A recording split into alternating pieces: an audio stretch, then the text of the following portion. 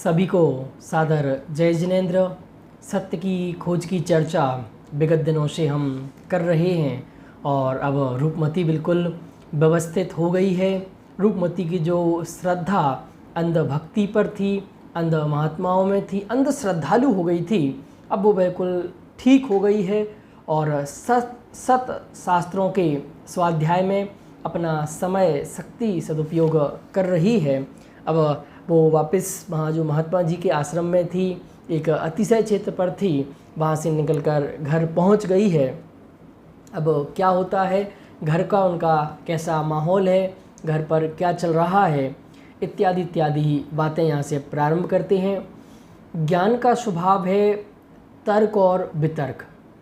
जब तक कोई भी सिद्धांत तर्क की तुला पर खरा नहीं उतरता है, ज्ञान उसे स्वीकार नहीं कर सकता है। बहुत बड़ी बात है ज्ञान का स्वभाव। अभी तक देखो, हम जो पिछले चैप्टर में देखा था कि श्रद्धा के स्वभाव की बात की थी। श्रद्धा का काम है समर्पण होना, श्रद्धा का काम है झुकना, वह किसी के ऊपर झुकेगी। पर जो ज्ञान का स्वभाव है, ज्ञान का स्वभाव क्या है? तर्क और वितर्क करना। ये जो तर्क वितर्क की क्षमता है, जो तर्क वितर्क की बुद्धि चलती है, ऐसा है कि ऐसा है, सच है कि गलत है, ये डिसीजन किसका है? एक ज्ञान करता है। जब तक कोई भी सिद्धांत तर्क की तुला पर खरा नहीं उतरता, ज्ञान उसे स्वीकार नहीं करता। और ज्ञान की खासियत क्या है कि जब तक वो तर्क की कसौटी पर खरा नहीं उतरे ना, तब तक ज्ञान उसे स्वीकार नहीं कर सकता। यही कारण है कि ज्ञानी परीक्षा प्रधानी होता है। यही कारण है कि ज्ञानी हर बात की परीक्षा करता है। क्यों? क्योंकि उसे पता है कि जब तक हम किसी चीज़ की परीक्षा नहीं करेंगे, जब तक उसे उस सिद्धांत को तर्क की कसौटी पर नहीं कसेंगे, ऐसे एक्सेप्ट नहीं करेंगे। पर दुनिया में बहुत सारे लोग अज्ञानी हैं ना, वो किसी भी सिद्धांत को तर्क की कसौटी पर नहीं कसते हैं। उन्हें कोई मतलब नहीं है, वो तो जो भी सिद्धांत आया उसे एक्सेप्ट कर लेते हैं। श्रद्धा के समान ज्ञान किसी बात को सहज स्वीकार नहीं कर लेता। मतलब यह भी देखने वाली बात है कि हमारा श्रद्धा पक्ष अधिक काम करता है कि ज्ञान पक्ष अधिक काम करता है। देखो, जिनका ज्ञान पक्ष अधिक काम करता है तो कोई भी बात होगी वो ऐसे ही एक्सेप्ट नहीं कर लेते हैं, सहज किसी बात को स्वीकार नहीं कर लेते हैं, पहले उसकी परीक्षा करते हैं। वह प्रत्येक चीज़ तर्क की कसौटी पर कसता है। जो खरी उतरती है उसे स्वीकार करता है। जो सिद्धांत, वस्तु या व्यक्ति परीक्षा बर्दाश्त नहीं कर सकता, वह उसे स्वीकार नहीं होता। अब जो भी सिद्धांत, जो भी व्यक्ति, जो वस्तु परीक्षा बर्दाश्त नहीं कर सकता, वह उसे स्वीकार नहीं हो सकता। इसी परीक्षा प्रधानी दृष्टिकोण के कारण ज्ञानी को बहुत से नासमझ लोग तर्कबाज कहने लगते हैं। देखो, बहुत अंतर है कुतर्क और तर्कबाज में। कुतर्क करना अलग बात है, पर बिल्कुल तर्क ही नहीं करना। तो परीक्षा प्रधानी दृष्टिकोण को बहुत से नादान लोग, नासमझ लोग तर्कबाज कहने लगते हैं। इससे उसका तो कुछ नहीं बिगड़ता, किंतु उसे तर्कबाज मानने वाले अवश्य अपनी बुद्धि की तीक्ष्णता और परीक्षा प्रधानी दृष्टिकोण का लाभ नहीं उठा पाते हैं। क्यों?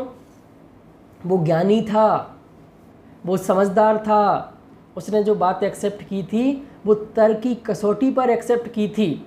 तो आप चलो, आप में हम में उतनी बुद्धि नहीं है तो कोई बात नहीं, तो हमें उसने जो निर्णय किया उसका फ़ायदा तो मिल सकता था ना।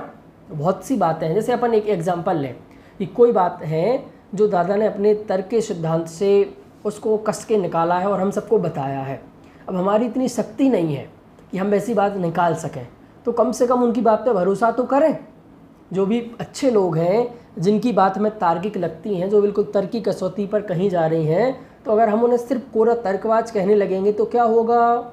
हम उस महत्वपूर्ण चीज़ से वंचित रह जाएंगे और परीक्षा प्रधानी दृष्टिकोण का लाभ नहीं उठा पाते। स्वयं में इतनी बुद्धि नहीं है कि सत्य असत्य का निर्णय कर सकें, और जिनके सहयोग से सत्य मार्ग मिल सकता है उन्हें तर्कबाज मानकर आदि दूर हो जाते। कितनी बड़ी विचित्रता है दुनिया की, कितनी बड़ी विडंबना है। खुद के पास तो इतनी बुद्धि है नहीं कि खुद तर्क लगा सकें, खुद किसी चीज़ को परीक्षा की कसौटी पर कस सकें।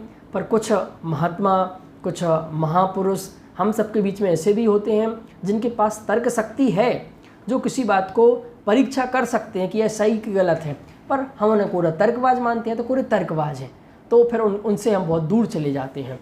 वे बड़े भाग्यवान हैं जो या तो स्वयं हिताहित का विवेक रखते हैं, सत्य असत्य का निर्णय करने में स्वयं समर्थ हैं, या वे जो ज्ञानियों में श्रद्धा रखकर उनके सहयोग से सत्य का निर्णय करते हैं। तो भाग्यवान कौन है दुनिया में? भाग्यशाली कौन है? किसको भाग्यशाली कह रहे? वह भाग्यशाली व्यक्ति है जो स्वयं हित और अहित का विवेक रखता हो। बहुत बड़ी बात है। वह भाग्यशाली नहीं लिख रहा है इसके पास बहुत सारी गाड़ी हो, वह व्यक्ति भाग्यशाली नहीं है इसके पास बहुत सारा पैसा हो, वह व्यक्ति भाग्यशाली नहीं है इसके पास बहुत सारा मकान हो, वह व्यक्ति भी भाग्यशाली नहीं है जिसके पास बहुत सारा यश हो। वह व्यक्ति भाग्यशाली है जिसके पास विवेक हो, हित अहित का विवेक हो कि हित क्या है, अहित क्या है, सच क्या है, गलत क्या है, सत्य असत्य का निर्णय करने में स्वयं समर्थ हो। वह व्यक्ति भाग्यशाली है जो सत्य और असत्य का निर्णय करता हो, हित अहित की विवेक की दृष्टि रखता हो, या वे जो ज्ञानियों में श्रद्धा रखकर उनके संयोग से सत्य का निर्णय करते। या वह व्यक्ति, कोई बात नहीं स्वयं में इतनी शक्ति नहीं है, इतनी सामर्थ्य नहीं है, कोई बात नहीं, पर जो ऐसे ज्ञानी पुरुष हैं कम से कम फिर उनमें श्रद्धा तो रखें, उनके सहयोग से खुद सत्य का निर्णय तो करें, उनके माध्यम से अपने जीवन में सत्य का निर्णय करें। वो दो प्रकार के व्यक्ति बहुत भाग्यशाली हैं। रूपमती की दशा भी पहले कुछ ऐसी ही थी, दुखी भी इसी कारण रहती थी। सौभाग्य से उसे विवेक का संयोग प्राप्त हुआ और विवेक के यत्न से उसका विवेक जागृत हो गया। पहले रूपमती भी ऐसी ही थी, परीक्षा नहीं करती थी, कोई ज्ञानियों के संपर्क में नहीं थी, मूर्खों के संपर्क में थी, तो हित और खुद भी हित अहित के निर्णय का दृष्टि नहीं थी, इतनी सामर्थ्य नहीं थी कि हित अहित का निर्णय कर सके, सत्य असत्य का निर्णय कर सके। परंतु अब विवेक के माध्यम से, विवेक के यत्न से उसका भी विवेक जागृत हो गया। जब से उसका विवेक जागृत हुआ तब से वह निरंतर अध्ययनरत थी। मतलब कैसे पहचाने कि किस व्यक्ति का विवेक जागृत हो गया है, वह व्यक्ति विवेकशाली है, इसकी पहचान करने के लिए देखो कि वह व्यक्ति थोड़े बयानबाजी पर भरोसा नहीं करता, सिर्फ कोरी जंत मंत्र पर भरोसा नहीं करता, कोरी घोषणाओं पर भरोसा नहीं करता। वह व्यक्ति निरंतर अध्ययनशील होता है। जो विवेकी है वो निरंतर अध्ययनशील होता है। वह मात्र अध्ययन ही नहीं करती वरन जो भी बात सामने आती उसे तर्क की कसौटी पर कसने का पूरा पूरा यत्न करती।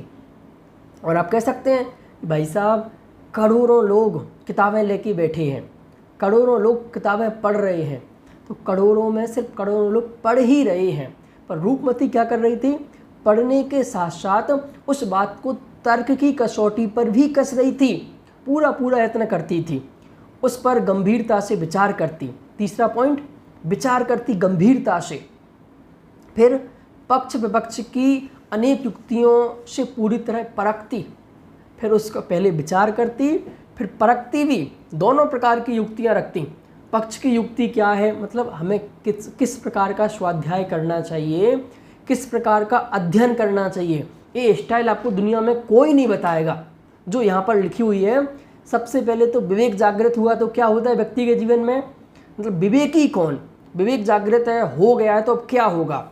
सबसे पहले तो वह व्यक्ति निरंतर अध्ययनशील हो जाएगा, मतलब अध्ययन प्रिय हो जाएगा। यहाँ वहाँ की गप्पों पर, जैसे मैं आपसे एक बात करूँ, जो नॉर्मल व्यक्ति होता है ना वो बस टीवी की खबर पे ही विश्वास करता है, और कोई समझदार व्यक्ति होता है वो रिसर्च पे, इसकी क्या रिसर्च कहती है, इसकी रिपोर्ट क्या कहती है, उस पर तह में जाके बातचीत करता है।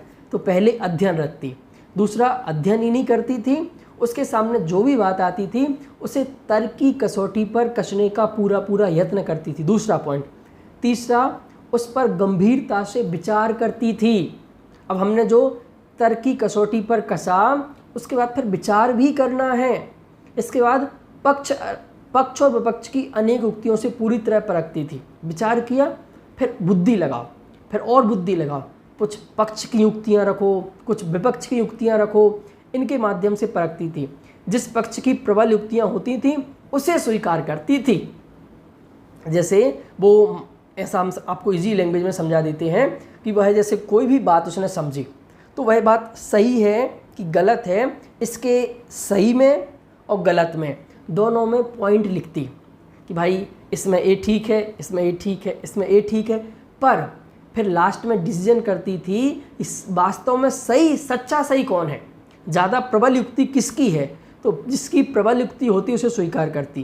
क्योंकि ऐसा नहीं है, जो दूसरी बात भी है वो भी किसी न किसी रूप में आप उसे सही कर सकते हैं, किसी न किसी सही कह सकते हैं, पर युक्तियाँ किसके पक्ष में ज़्यादा आती हैं। तो हमें ऐसा स्वाध्याय करना चाहिए।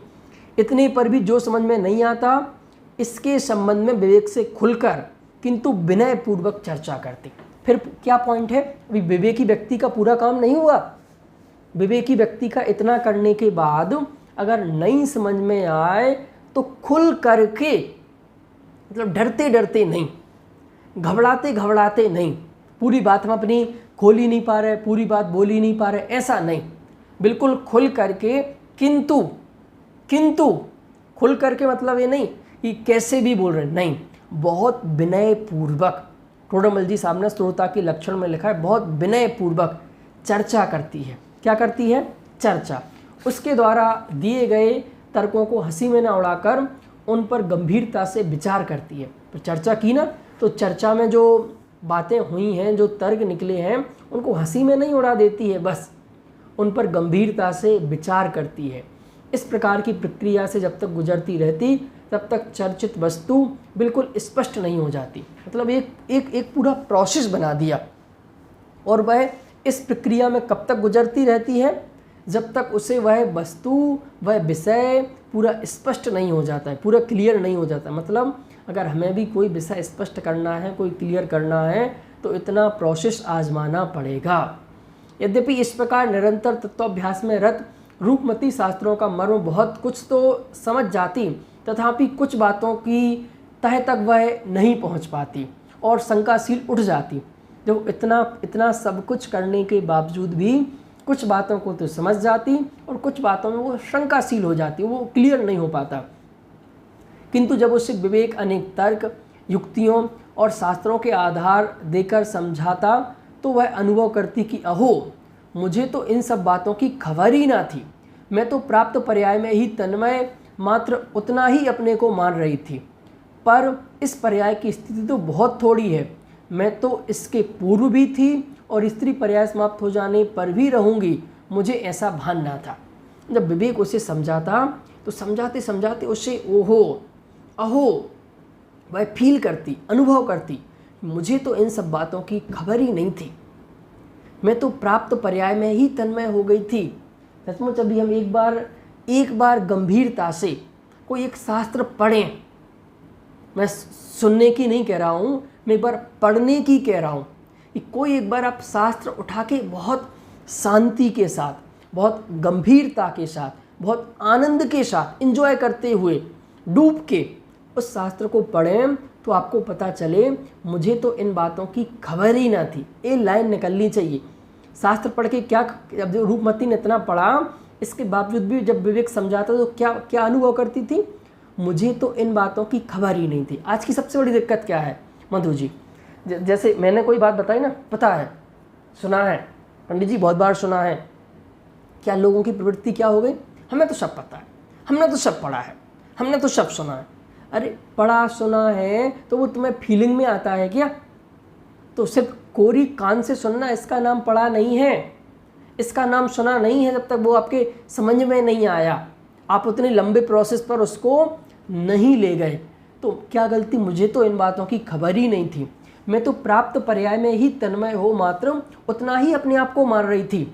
मतलब ये जो मुझे प्राप्त पर्याय मतलब जो अभी फिलहाल की सिचुएशन है, जैसे अपन थोड़े बड़े तौर पे ले लो, जैसे मैं पुरुष हूँ, मैं एक इंसान हूँ, तो बस मैं एक मनुष्य हूँ, मैं एक पंडित हूँ, तो अपने आप को यही मान के सारा व्यवहार कर रहा था, पर कह रहे नहीं, इस चीज़ की स्थिति तो बहुत टेम्परेरी है। जैसे आप यंग हैं, हम यंग हैं, बच्चे हैं, बूढ़े हैं, कितनी स्थिति 10-20 साल, बचपना कितने साल का? 10 साल का, फिर दूसरी अवस्था आ जाती है वो 10-15 साल की, फिर तीसरी अवस्था 10-15 साल की, सबसे पहले बाल्यावस्था, फिर युवावस्था, फिर प्रौढ़ अवस्था, फिर वृद्धावस्था, 15-15 चौके 60, 60 में आप वृद्ध बूढ़े हो जाते हैं। तो यह तो बहुत थोड़ी है, पर मैंने यही सब कुछ हूँ। इस स्त्री पर्याय को समाप्त हो जाने पर भी रहूँगी, मुझे ऐसा भान नहीं था। मुझे पता नहीं था कि मैं इस पर्याय के पहले भी थी और आगे भी रहूँगी। मैं मात्र रूपमती स्त्री नहीं हूँ, बल्कि मैं तो अरस, अरूपी, ज्ञानानंद स्वाभी आत्मा हूँ, जो अनादि अनंत है, अजर अमर है, ना कभी जन्मता है ना कभी मरता है। जन्मना मरना तो पर्याय पलटने को कहते हैं। मैं मात्र पर्याय नहीं हूँ, जिसमें से पर्याय आती हैं। मैं तो ऐसा त्रैकालिक पदार्थ हूँ। कौन हूँ मैं? क्या मान रखा है हमने? किस कारण से दुखी है? सचमुच दुखी होने का एकमात्र कारण है, जो मैं हूँ वह मैंने मान नहीं रखा है, और जो मैं नहीं हूँ वह मैंने अपने आप को मान रखा है। इसलिए प्रॉब्लम्स हैं, इसलिए दिक्कत हैं। एक दिन आप मान के देखिए जो आप हैं, फिर कोई दिक्कत नहीं है। फिर नहीं कहेंगे आप सर्दी है, जुकाम है, बुखार है। अरे जिससे यह होता है वह मैं नहीं हूँ, जिससे यह सारी चीज़ें होती हैं वह मैं नहीं हूँ, और जो मैं हूँ उससे यह सब होता नहीं है। तो मैं तो जिसमें से, और ये जो जन्मना मरना तो पर्याय पलटने को कहते हैं। मैं मात्र पर्याय नहीं। मरण किसका नाम? मरण है एक पर्याय से दूसरी पर्याय में चले जाना, इसका नाम मरण है। और मैं पर्याय नहीं हूँ जो आप मान के बैठे हैं, इसलिए दुखी होते हैं, ओ ये पर्याय छूट गए। मैं तो वह हूँ जिसमें से पर्याय आती हैं, जिसमें से पर्याय निकलती हैं। पर्याय किसमें से निकलती हैं? द्रव्य। वह द्रव्य स्वभाव में हूँ। यहाँ मुझे सर्व अनुकूलता प्राप्त हुई है। समझने योग्य बुद्धि है, कसाय की मंदता होने समझने का उद्यम भी है, विवेक का उपदेश भी पुण्योदय से सहज प्राप्त है। इसलिए मुझे अब जीवादि प्रयोजनभूत तत्वों को, अपने हितकारी अहितकारी भावों को, निज पर के भेद को अच्छी तरह समझना चाहिए। समझना ही क्या चाहिए? निर्णय कर लेना चाहिए कि इन सब की वास्तविक स्थिति क्या है। मैं आज आपसे बहुत गंभीरतापूर्वक बात कर रहा हूँ कि दुनिया में जितने जीव हैं ना, इस 800 करोड़ में से 700 करोड़ लोग तो ऐसे हैं कि जिनका कोई अता पता नहीं है। मतलब जिन्हें कुछ अता ही पता नहीं है। वो बस अब अपने घर की, अपने गृहस्थी की, अपने परिवार की या अपने आसपास के वातावरण की स्थिति में ऐसे रचे पचे हैं जिनके पास बिल्कुल टाइम नहीं है, जिन्हें ना बुद्धि है ना समझ है। क्या बोला मैंने? दुनिया के 800 करोड़ लोगों में से 700 करोड़ लोग अपने जो आसपास की चीज़ें हैं, परिवार है, रिश्ते हैं, नाते हैं, घर गृहस्थी है, रोग हैं, बीमारी हैं, दिक्कत हैं, इनमें ही फंसे हुए हैं। अब कुछ गिने चुने लोग ऐसे हैं जिनके पास समय है, जिनके पास थोड़ी सी अनुकूलता है। क्या कह रहा हूँ? जिनके पास थोड़ी सी अनुकूलता है। वैसे तो सबके पास है, पर वो इतनी लोभ वृत्ति है, इतनी आसक्ति वृत्ति है कि छोड़ने को तैयार नहीं है। वो हाय हाय हाय कम नहीं हो रही है। तो अभी हमें सब अनुकूलताएं प्राप्त हुई है। मतलब यह बात हम बैठ के शांति से सुन रहे हैं, मतलब हम बहुत भाग्यशाली हैं। नहीं तो दुनिया कहाँ उलझी पड़ी है। अभी आप देखो तो दुनिया के अंदर 50-60 देश तो ऐसे हैं कि जहाँ आतंकवादी मचा हुआ है। पता नहीं कि अभी हम घर से बाहर निकले कौन सा बम ब्लास्ट हो जाएगा, कब किसकी फायरिंग हो जाएगी, कब किसको मार दिया जाएगा। ऐसे कम से कम 100 देश ऐसे हैं जहाँ ऐसा मचा हुआ है। और बाकी के कोई देश हैं तो वहाँ बस बिल्कुल खाने के लिए, कमाने के लिए, इसमें ही बस खाना और कमाना। मतलब उनकी स्थिति ऐसी है कि वो खाने कमाने के उस स्टैंडर्ड से ऊपर ही नहीं उठ पा रहे। उनके पास इतनी अनुकूलता नहीं है कि वो ये पढ़ने लिखने का काम कर सकें, क्योंकि खाने कमाने से ही फुर्सत नहीं है। वो कमाए नहीं तो उनकी आजीविका नहीं चले। पर हमें सर्व अनुकूलता प्राप्त है, समझने योग्य बुद्धि। अब बहुत सारे लोग ऐसे हैं कि जिन्हें अनुकूलता तो है पर बुद्धि नहीं है। दिमाग काम नहीं करता, मन नहीं लगता, एकाग्र नहीं होता, कंसंट्रेशन नहीं होता। और कसाय की मंदता होने से समझने का उद्यम भी करता है। तीसरी बात, क्या महत्वपूर्ण बात कह रहे हैं भाई, कसाय की मंदता है तो समझने योग्य बुद्धि, अगर कसाय की तीव्रता हो जाए ना, जैसे अभी अब मुझे गुस्सा आने लगे बहुत ज़्यादा, फिर नहीं मैं समझ सकता, अब बहुत मेरे अंदर बहुत अधिक मान हो, तो फिर क्या करेंगे आप, मैं 60 साल की हो गई, 20 साल का छोकरा मुझे समझाएगा, मैं इसकी बात सुनूंगी, मैं तो इसकी क्लास में नहीं बैठूंगी। ये अहंकार आपको सुनने नहीं देगा, मायाचारी करेंगे आप, लोभ वृत्ति, अगर एक लोभ कसाई हावी हो गई जीवन में तो हो गया आपका काम, बस फिर जोड़ने में ही लगे रहेंगे। मैं तो संबंध में कहता हूँ कि जितने भी लोग अपने संपर्क में हैं वो सब लोग, उनके पास इतनी संपन्नता है कि आराम से उनका जीवन चल सकता है, और बच्चे इतने समझदार हैं कि वो अपना कर लेंगे। पूत कपूत तो का धन संचय, पूत सपूत तो का धन संचय। कौन समझ में आया? पूत सपूत तो का धन। अगर पूत आपका जो पुत्र है वो योग्य है तो क्या करना पैसा इकट्ठा करके, अगर योग्य है तो कमा लेगा, अगर योग्यता है उसके अंदर तो जितना आपने जीवन भर में कमा के दिया उतना एक दिन में कमा देगा, एक महीने में कमा के दे देगा। और अगर पूत कपूत तो का धन संचय, और अगर भाई साहब कपूत हैं, शराबी निकल गए, जुआ खेलने वाले निकल गए, सप्त व्यसन में पारंगत निकल गए, तो क्या करोगे सारे पैसे का? पूरा उड़ा देंगे, नशे में बर्बाद कर देंगे, शराब में बर्बाद कर देंगे। तो शराब में उड़ाने के लिए आप इतनी मेहनत कर रहे हो। मतलब एक कितनी आश्चर्य वाली बात है कि मेरा बेटा अच्छे से शराब पीता रहा इसलिए मैं कमा रहा हूँ, मेरा बेटा अच्छे से जुआ खेलता रहा इसके लिए मैं पैसे कमा रहा हूँ। अरे जब सपूत होगा तो अपने आप कमा लेगा, और कपूत होगा तो जब वो सप्त व्यसन में खर्च करना, तो मैं सप्त व्यसन के लिए इकट्ठा क्यों करके जाऊं? मतलब पाप के लिए मैं क्यों पैसा इकट्ठा करके जाऊं? तो मैं कहाँ समझा रहा था अपने बारे में कि हम बहुत अच्छी स्थिति में हैं, आज भी हम बहुत लोभ नहीं करें। ये नहीं कह रहा हूँ मैं हम जो नौकरी धंधा हम जितने समय के लिए एक उसका भी तो टाइम फिक्स करें ना, एक 8 घंटे 10 घंटे 12 घंटे, अब 24 घंटे उसमें दिमाग लगा रहे हैं, नहीं। विवेक का उपदेश भी पुण्योदय से सहज प्राप्त हुआ है, इसलिए मुझे अब जीवादि, देखो अगर आपके दिमाग में हो तो 5 लब्धियाँ बता दी यहाँ पर, इसलिए मुझे अब जीवादि प्रयोजन तत्वों का, अपने हितकारी अहितकारी भावों का, निज पर के भेद को अच्छी तरह समझना चाहिए। समझना ही क्या चाहिए, निर्णय कर लेना चाहिए। सबसे पहली बात तो क्या कह रहे हैं, समझना चाहिए। सचमुच दुनिया में इससे बड़ी कोई दूसरी बात नहीं है जो हमें मिल गया है, इसका निर्णय कर लेना चाहिए इन सब की वास्तविक स्थिति क्या है। इस प्रकार तत्व निर्णय करने का हृदय में संकल्प करके रूपमती कभी शास्त्रों को पढ़ती, कभी विवेक से सुनती, कभी अभ्यास करती, कभी प्रश्नोत्तर करती, कभी विचार करती, कभी चिंतन करती, कभी मनन करती हुई अपना समय व्यतीत करने लगी। इतना प्रोसेस करते हुए उसने क्या किया, अपना काम करना स्वाध्याय प्रारंभ कर दिया। एक बार शास्त्रों का अध्ययन करते समय उसने एक जगह पढ़ा कि देखो, स्वाध्याय करते करते वो कैसी कैसी बातें पढ़ती थीं, देखो तत्व विचार की महिमा, तत्व विचार रहित देवादि की प्रतीति करे, बहुत शास्त्रों का अभ्यास करे, व्रतादि पाले, तपश्चरणादि करे, उसको तो सम्यक श्रद्धा और सम्यक ज्ञान होने का अधिकार नहीं, और तत्व विचार वाला इनके बिना भी सम्यक श्रद्धा और सम्यक ज्ञान का अधिकारी होता है। ये बहुत बड़ी बात है। मतलब बात बहुत घुमावदार नहीं, बहुत सीधी सीधी है कि देखो इस तत्व विचार मतलब क्या, जो हम पढ़ रहे हैं ना, जो सीख रहे हैं ना, इसका विचार करना।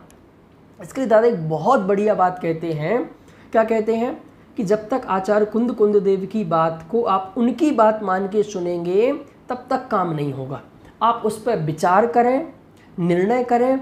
जिस समय हम उस पर विचार करते हैं, निर्णय करते हैं, उसके बारे में सोचते हैं, तो वह मेरी बन जाती है। क्या पॉइंट बोला? जिस समय से हम उस चीज़ पर सोचना चालू कर देते हैं, विचार करना चालू कर देते हैं, तब वह बात मेरी बनती है।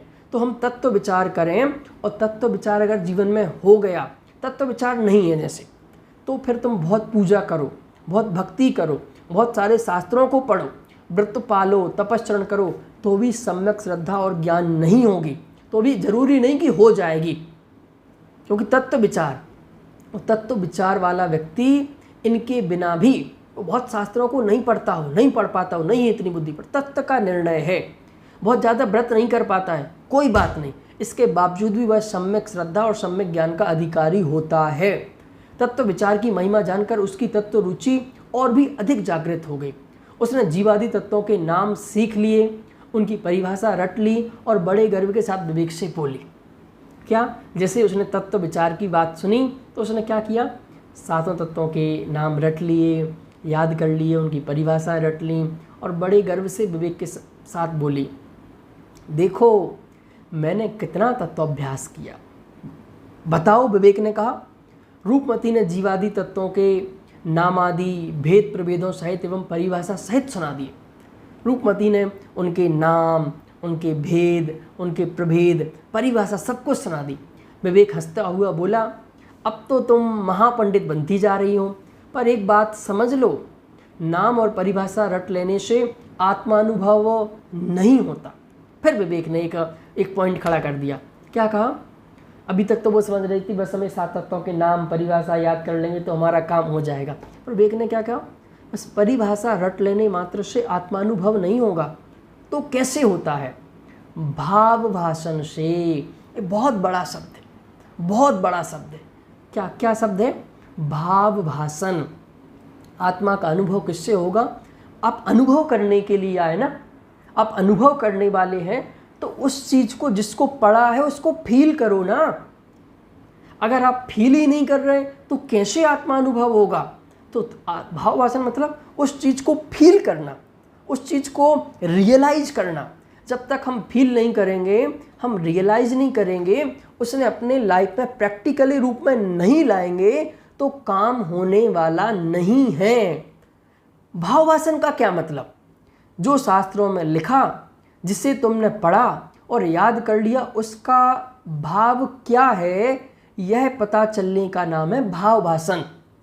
जो तुमने पढ़ा था, जो तुमने सीखा था, अब उसका भाव क्या है, उसकी फीलिंग क्या है, उसका प्रैक्टिकली रूप क्या है, यह समझ में आ जाना, इसका नाम है भाव भाषण। तो नामादि जानता है, उसे भाव का पता होता ही है, जरूरी नहीं। रूपमती ने बोला, भाई जो व्यक्ति नाम जानता है वह व्यक्ति, उसको भाव भाषण भी होगा। विवेक ने कहा जरूरी नहीं, हो भी सकता है और नहीं भी हो सकता है। क्यों, कैसे? जैसे 8 वर्ष का बालक जब श्रृंगारिक, बहुत बढ़िया एग्जाम्पल है, आपको सारी बातें समझ में आ जाएंगी। जैसे 8 वर्ष का बालक जब श्रृंगारिक नृत्य करता है तो उसमें अनेक काम चेष्टाएँ भी करता है, पर उनका भाव नहीं जानता, मात्र अभिनय सीख लिया, अतः बाह्य में काम चेष्टाएं करता हुआ भी काम वेदना से पीड़ित नहीं होता। आगे सुनना। जबकि उसकी काम चेष्टाएं देखकर उनका भाव जानने वाले स्त्री पुरुष काम विकार से पीड़ित हो जाते हैं। यद्यपि वे चेष्टाएं नहीं कर रहे, तथापि कामुक हो गए हैं, क्योंकि उन्हें तत्संबंधी भाव का भाषण हो गया है।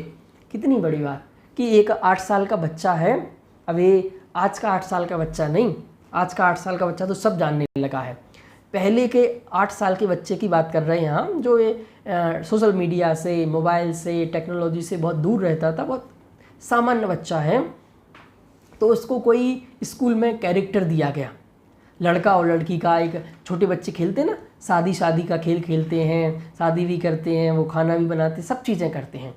तो वो वैसा नाटक कर रहे हैं, नाटक करते में काम चेष्टाएं भी कर रहे हैं जो उनको सिखा दी, परंतु भाव नहीं जानते, मात्र अभिनय करते हैं। अतः काम चेष्टाएं करता हुआ भी वो काम वेदना से पीड़ित नहीं होता। यानी काम की मतलब जो विषय भोग की चेष्टाएं हैं वो कर रहा है, सेक्स की चेष्टाएं कर रहा है, परंतु सेक्स का भाव उनके अंदर, उन बच्चों के अंदर नहीं है, क्योंकि वो सिर्फ अभी चीज़ सीखी है, उसकी वेदना नहीं है, वेदना से पीड़ित नहीं होता। जबकि काम चेष्टाएं देखकर उनका भाव जानने वाले, अब जो सामने स्त्री पुरुष बैठे हैं, जो कर तो नहीं रहे काम चेष्टाएं, पर वो उस काम चेष्टाएं देखकर उसका भाव समझते हैं और काम विकार से पीड़ित हो जाते हैं। यद्यपि वे चेष्टाएं नहीं कर रहे हैं तथापि कामुक हो गए हैं, क्योंकि उन्हें तत्संबंधी भाव का भाषण हो गया है। पर बालक को भाव भाषण ना होने से विकार नहीं होता। बालक को विकार नहीं हो रहा है, वो कर रहा है। जो कर रहा है उसे विकार नहीं हो रहा है, और जो कर नहीं रहा है पर उसका भाव समझता है तो उसे विकार हो गया है। उसी प्रकार जब उस तत्व का वास्तविक भाव भाषण ना हो तब तक तत्व अभ्यास की बात करना उक्त बालक जैसा अभिनय ही है। मात्र अगर आपको उसका भाव भाषण नहीं हो रहा है तो अभी सिर्फ 7 तत्वों के नाम का आप अभिनय कर रहे हैं, नाटक कर रहे हैं, स्वांग कर रहे हैं। स्वांग से काम नहीं चलेगा। तो क्या नामाधिक सीखने और परिभाषा याद करने की कोई उपयोगिता नहीं है? उपयोगिता क्यों नहीं है? उनकी भी उपयोगिता है, पर एक सीमा तक। ऐसा नहीं कि नाम परिभाषाएं बिल्कुल याद ही नहीं होनी चाहिए, इनका कोई महत्व ही नहीं है। इनका महत्व है एक सीमा तक, क्योंकि नामादि जाने बिना परीक्षा कैसे करें?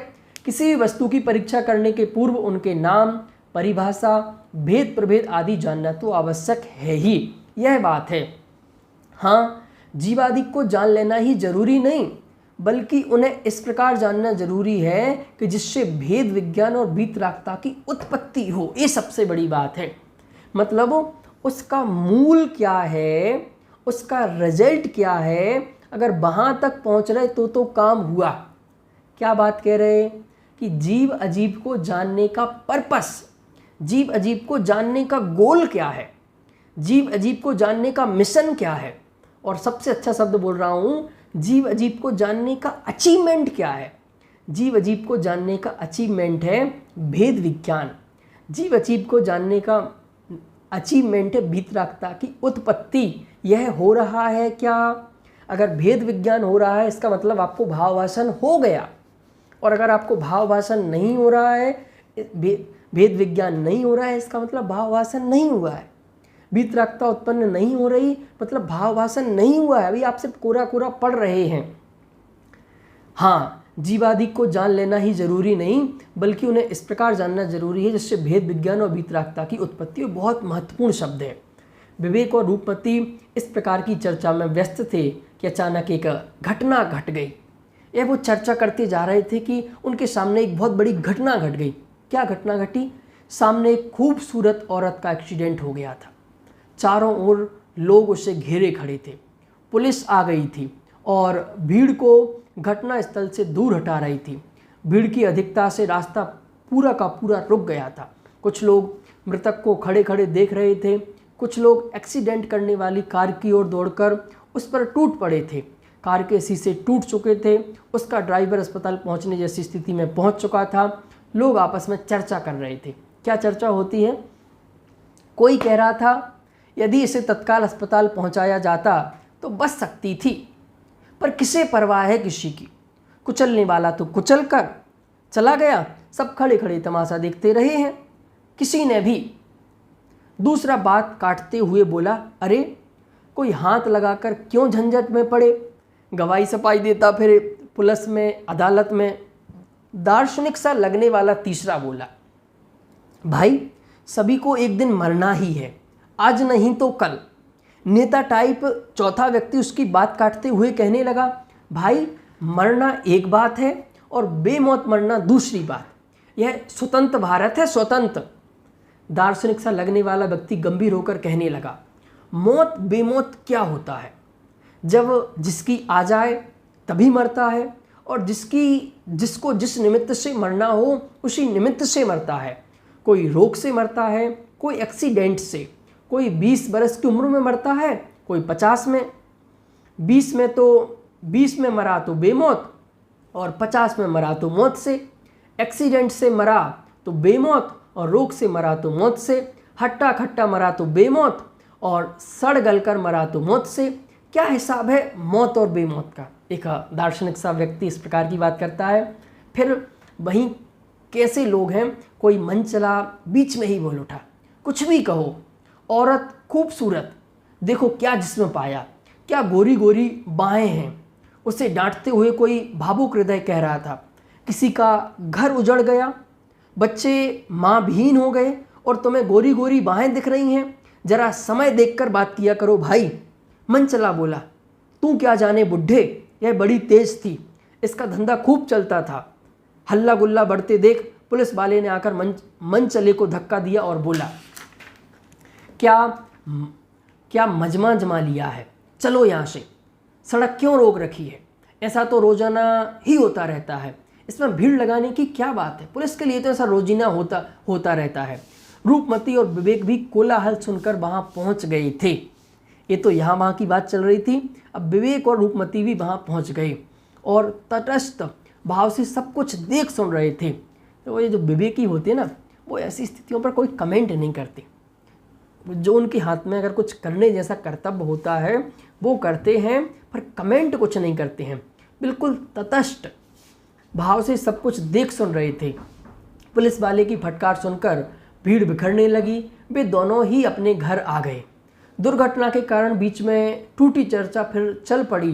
बात आगे बढ़ाते हुए विवेक बोला, देखो ना, एक ही घटना को अनेक लोग अनेक दृष्टियों से देख रहे। ये सबसे महत्वपूर्ण बात है। कितना बढ़िया एग्जाम्पल दिया कि एक ही घटना को अनेक लोग अनेक दृष्टियों से देख रहे थे।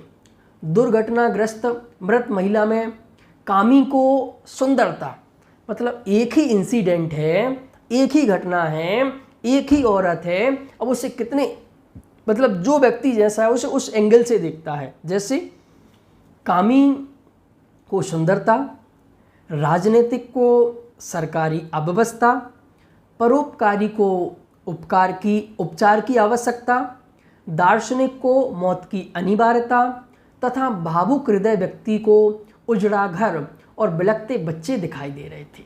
मतलब सबका अपना अपना, जिसका जैसा दृष्टिकोण उसको वह वस्तु वैसी दिख रही। एक ही वस्तु, मतलब उस एक वस्तु में कितने सारे एंगल हैं देखने के। प्रत्येक चीज़ को देखने का प्रत्येक व्यक्ति का अपना अपना अलग दृष्टिकोण होता है। इसी प्रकार जीव अजीवादी पदार्थों को देखने का आध्यात्मिक दृष्टिकोण यह है कि इनमें परस्पर भेद जाना जाए। विवेक ने क्या समझाया? जिस प्रकार यहाँ पर ये इतने सारे जो नेता व्यक्ति था, वो सरकारी अव्यवस्था, जो कामी था वो सुंदर था, जो राजनीतिक था वो, जो परोपकारी था, जो दार्शनिक था, जो भावुक हृदय था, वो अपने अपने एंगल से देख रहे थे। पर अब जो तत्वज्ञानी जीव है, जो जीव अजीब पदार्थों को देखने का जिसके पास आध्यात्मिक दृष्टिकोण है, एक कौन सा दृष्टिकोण होता है? आध्यात्मिक दृष्टिकोण। यह है कि इनमें परस्पर भेद जाना जाए, जीव अजीब के बीच उनमें परस्पर क्या अंतर है, यह जानना महत्व की बात है। साथ ही उनके संबंध में विचार भी इस प्रकार होना चाहिए जिससे वीतरागता उत्पन्न हो। मतलब दो बातें, एक तो कोई भी चीज़ को देखने का हमारे पास आध्यात्मिक दृष्टिकोण होना चाहिए, और दूसरा उस चीज़ को देखकर हमारी वीतरागता में वृद्धि होनी चाहिए। विभिन्न पदार्थों की एकता का ज्ञान, राग द्वेष उत्पादक विचार ना तो वास्तविक तत्व ज्ञान है और ना तत्व विचार। मतलब विभिन्न पदार्थों की एकता का ज्ञान और राग द्वेष उत्पादक विचार, जो उनमें विभिन्न बहुत सारी बातें हैं, उनमें से कोई एक बात ही एक्सेप्ट करना और राग द्वेष पूर्वक करना, इसका नाम तत्व ज्ञान नहीं है, इसका नाम तत्व विचार नहीं है। भेद विज्ञान ही वास्तविक ज्ञान है और वीतरागता ही वास्तविक चारित्र है। कितनी बड़ी बात है। किसका नाम ज्ञान है? भेद विज्ञान ही ज्ञान है। ये सूत्र हैं जीवन में। अब इन पे विचार करो। भेद विज्ञान ही वास्तविक ज्ञान है और वीतरागता ही वास्तविक चारित्र। इसके अलावा कोई दूसरा ज्ञान नहीं है, दूसरा कोई चारित्र नहीं है। विनम्र शिष्य की भांति जिज्ञासु रूपमती बोली, भेद विज्ञान क्या है और वीतरागता किसे कहते हैं? बात को टालते हुए विवेक कहने लगा, तुम तो एक ही दिन में सब कुछ समझ लेना चाहती हो। तुम्हें यह भी पता है कि 4 बज गए हैं, क्या आज एकासन ही कराओगी? घबराती सी उठती हुई रूपमती बोली, 4? मुझे तो ध्यान ही ना रहा। रूपमती के रसोई के काम में लग जाने पर विवेक बाथरूम की ओर चल पड़ा। इस प्रकार आज का एपिसोड यहीं पर पूरा होता है। इसके आगे की चर्चा हम कल करेंगे। अब कल उन दोनों के बीच में क्या चर्चा होती है या नई कल कोई घटना घटती है, वह हम सब देखेंगे। तब तक के लिए सभी को सादर जय जिनेंद्र।